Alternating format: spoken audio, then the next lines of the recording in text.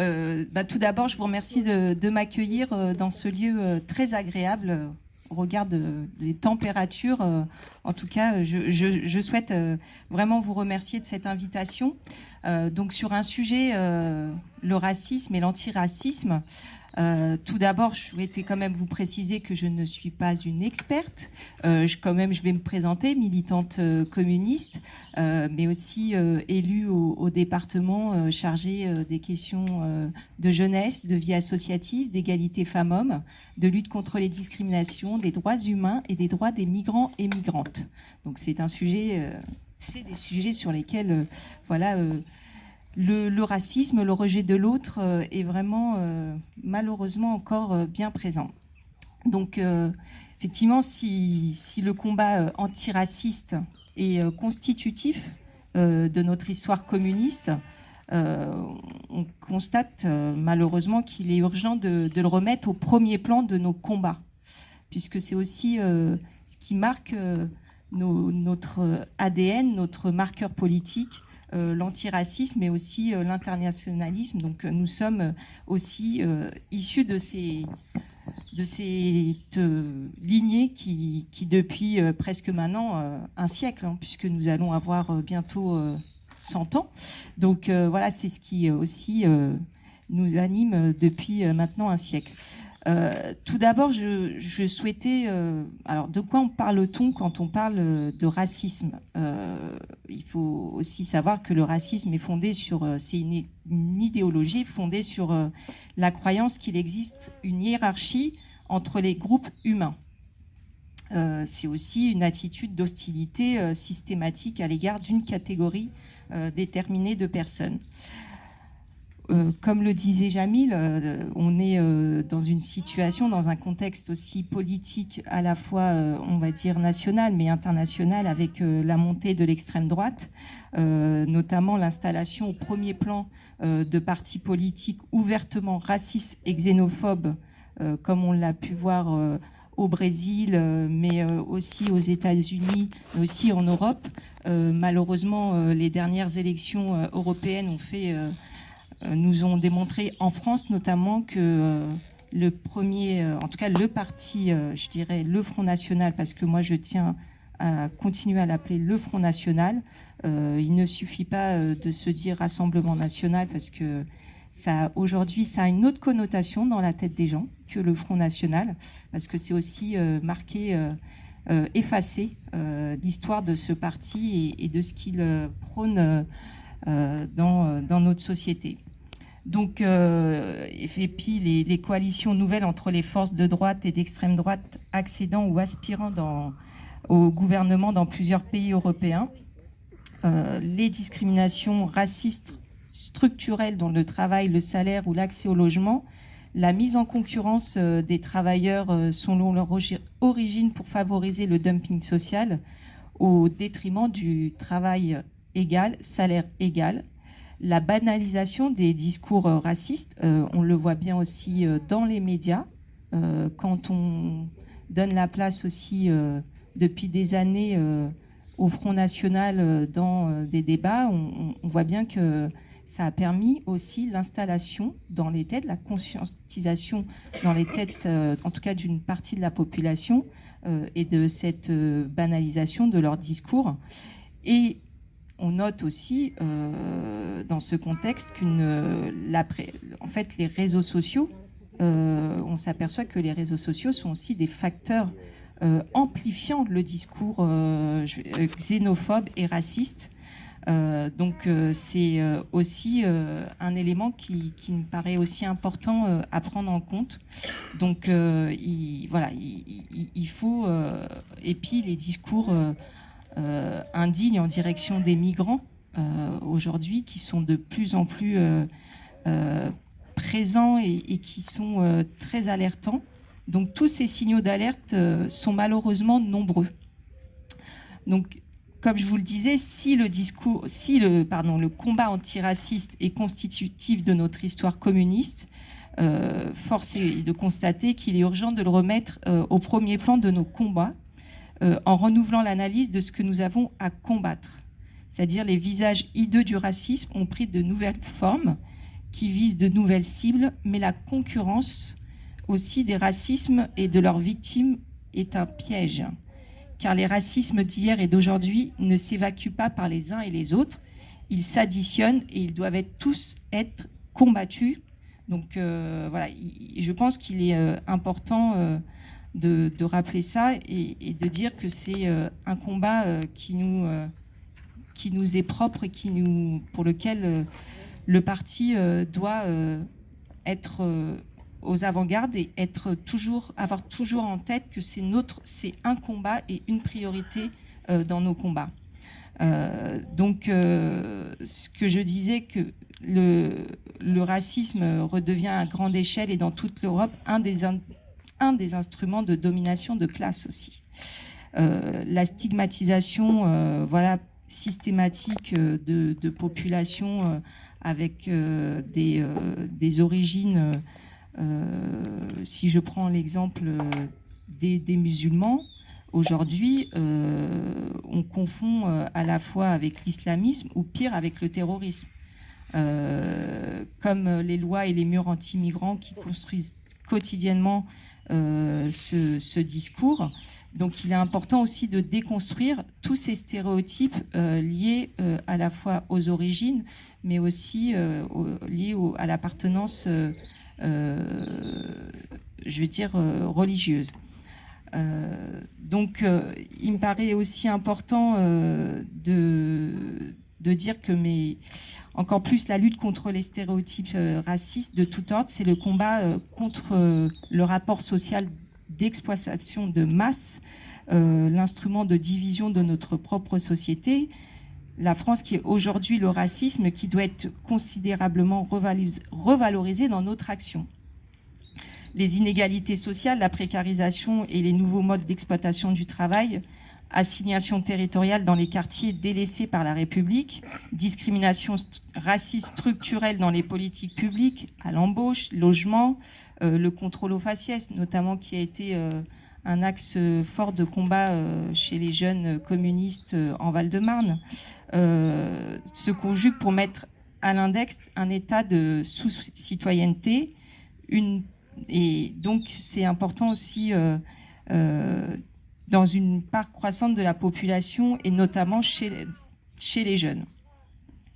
Donc, il me semble important aujourd'hui que ce combat de lutte anti-racisme doit être pour nous un combat prioritaire parce que face à tous ceux qui veulent diviser ou séparer, nous devons construire du commun, une égalité réelle et un nouvel universalisme qui reconnaissent pleinement la pluralité et la diversité des individualités, des cultures, des identités, de par ce monde, mais aussi de ce qui est notre pays, la France.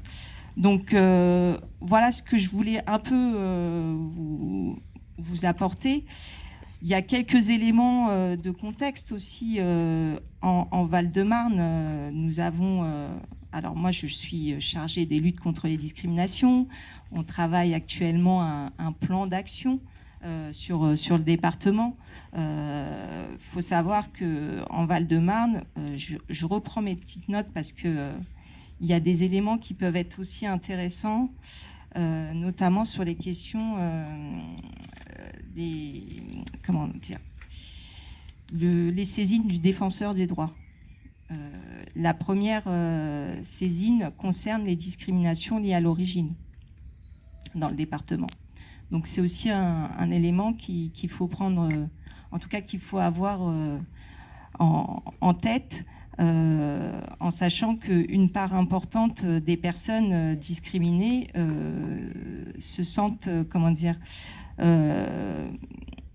considèrent que c'est pas ne vont pas jusqu'au bout de leur démarche pour, en tout cas, aller jusqu'à la démarche, on va dire, de justice, parce qu'ils considèrent que c'est une peine perdue.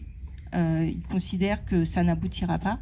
Donc voilà, c'est aussi comment on travaille à ce que les personnes qui sont discriminées en prennent aussi conscience, mais aussi comment on les accompagne pour dans leur démarche concrète pour que cette discrimination soit reconnue aussi au niveau de la justice.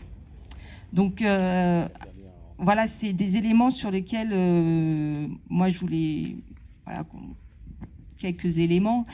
Je vous l'ai dit, je ne suis pas une experte, mais en tout cas, c'est pour moi cette rencontre, c'est aussi le temps de discuter, de débattre et de voir comment collectivement, ensemble, on peut apporter des solutions concrètes, à la fois en termes de combat, de lutte, mais aussi d'actions très concrètes pour que ce système d'oppression, de rejet de l'autre ne soit plus, en tout cas, en France aujourd'hui, la situation dans laquelle on est doit nous amener à remettre ce combat vraiment au cœur de nos politiques et de notre idéologie, parce que l'idéologie de l'extrême droite, elle avance depuis vraiment des années, elle se structure, donc il me semble important qu'on puisse, nous, en tant que communistes, porter ce combat. Voilà, je suis prête à l'échange, au débat.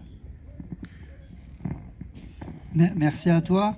Effectivement, il va falloir qu'on puisse débattre de tout ça, parce que l'extrême droite, elle a deux axes majeurs pour diviser la population ou les salariés, ou en tout cas opposer les citoyens les uns aux autres. C'est cette fameuse théorie du remplacement, qui est une théorie qui est assez terrible, qui viserait à dire qu'il y en a qui veulent se substituer à d'autres et utiliser en gros le terrain sur lequel évoluer les uns et les autres pour faire une nouvelle génération. Je pense que ça, c'est une première chose à déconstruire. Malheureusement, parce que c'est une donnée qu'il ne faut pas occulter, le racisme peut être vécu des deux côtés. Le rejet de l'autre n'est pas l'apanage d'une communauté, ou d'une communauté au sens pas religieux ou culturel, mais d'une communauté humaine. Le fait de rejeter autrui, il n'y a pas que un rejet qui se fait sur les origines, qu'elles soient culturelles ou cultuelles, mais bien sûr aussi parfois ce qui peut être porté. Alors c'est une autre forme de racisme. Ce qui nous a toujours porté, et je trouve que c'est important que tu l'aies rappelé, c'est notre vision de comment nous faisons en commun. Comment faire en commun? Nous sommes français, nous vivons en France, et les uns et les autres ont leur place. Et c'est à partir de là qu'il faut arriver à travailler. Et comme tu le dis, un certain nombre de politiques publiques amènent à du racisme, ou amènent à renforcer le sentiment de racisme aussi. On en parlait tout à l'heure avec Didier, dans le logement social. Les commissions d'attribution chez les bailleurs sociaux aujourd'hui, privés, pas les OPH, où on se rend compte qu'il y a une forme de ghettoisation du parc social. Une ghettoisation qui est double, hein, qui est un manque de panachage, de mixité sociale, mais qui soit la possibilité d'avoir dans une résidence publique, ou en tout cas dans le parc social, de pouvoir avoir autant des médecins, des élus que des ouvriers qui évoluent dans le même quartier, qui vivent, ça tire vers le haut. Si on commence à concentrer toute la pauvreté, si on commence à concentrer tous ceux qui ont le plus de soucis ensemble, comment on tire les uns et les autres vers le haut? Comment on s'entraide? À partir du moment où on a la tête qui est déjà dans le sable, comment on s'entraide à aller vers le haut? Et je pense que cette question-là du en commun, elle est extrêmement importante, et sur l'apparence, on va dire, visuelle, parce qu'il ne faut pas se cacher un certain nombre de débats. Quand on rentre dans cette question du racisme ou pas racisme à aujourd'hui, on pense notamment aux questions liées aux droits des femmes, on pense à l'islamisme, on pense, comme tu l'as dit, hein, très bien, c'est ce mélange des genres où on arrive à assimiler des individus de par leur origine à des théories politiques alors que ce n'est pas forcément le cas. Tout ça se mélange fortement, et aujourd'hui on arrive à avoir des fois des clivages assez forts dans les écoles, dans les quartiers, et où le vivre ensemble devient après extrêmement difficile, et où même parfois, dans le camp progressiste, ou même dans le camp syndical, on va dire de gauche, on s'aperçoit de certains votes qui sont extrêmement inquiétants. Extrêmement inquiétants quand on voit des militants de la CGT, des militants ou des sympathisants, peu importe, de la CGT, qui est un marqueur fort de la lutte antiraciste, antifasciste, de lutte contre Vichy, etc., et qui se trompent de bulletin. À un moment donné, il faut se poser la question de pourquoi la transformation de la contestation du système capitaliste peut passer par un bulletin qui ne correspond strictement pas. Le bulletin Front National ne correspond strictement pas à la remise en cause du capitalisme, et encore moins à l'accès aux droits pour tous. Mais bon, voilà, après, je pense que c'est pas à nous deux à faire le débat. Il faut que ce soit vraiment tout un chacun qui puisse s'exprimer, et qu'on avance avec les questionnements tels qu'on les a nous-mêmes en nous, tout simplement. Parce que je pense que des fois, on essaye de trop faire de théorisation, et des fois, il faut juste partir du réel et de ce qui se vit au quotidien pour essayer de faire avancer un certain nombre de sujets. Donc, comme j'ai l'habitude d'animer très souvent des réunions, vu que la première personne est très compliquée, la première intervention est compliquée, on va passer à la seconde tout de suite.